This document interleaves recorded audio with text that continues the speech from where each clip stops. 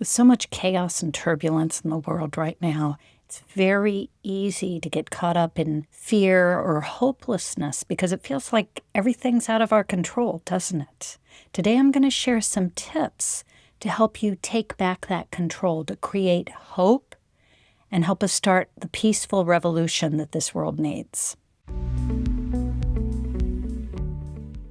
A revolution can be defined as a massive movement to create positive change. And boy, don't we need that. And the thing is, it doesn't start at the top.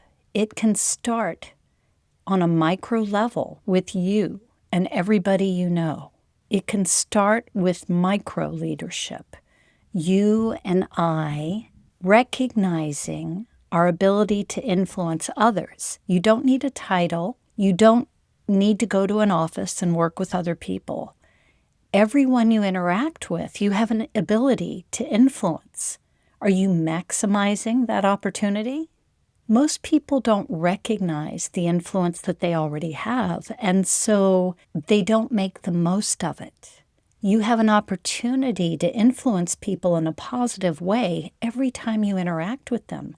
Every time you have a conversation, or if you're just passing someone and have a chance to smile and give them a little lift.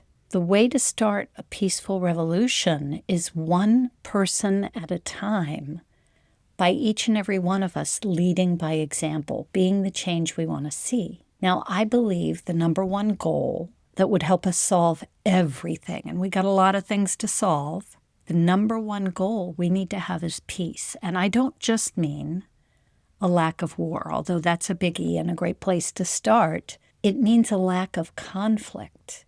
There's conflict everywhere. So many people not willing to talk to each other.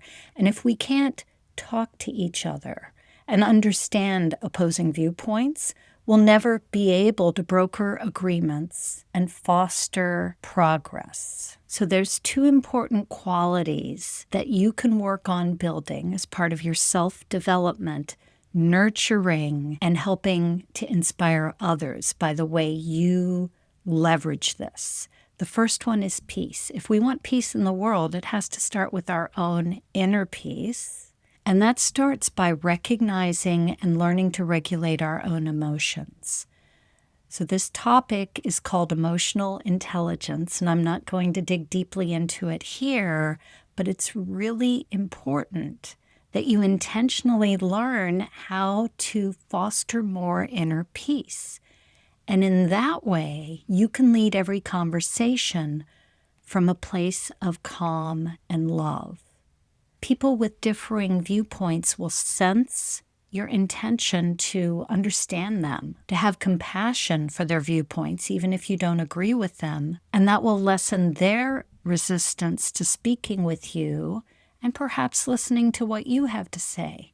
We can't move forward on anything until we're able to have conversations. The other really important attribute that you're going to want to emulate is compassion. I already mentioned that. But it's so important because you have to want to understand that other person, understand where they're coming from, understand the instinctual programs they're trying to deal with that are keeping their defenses up and contributing to their inability to listen to an opposing viewpoint. Understand them and have compassion for them. I can't stress how important compassion is, and that may be a video for another day.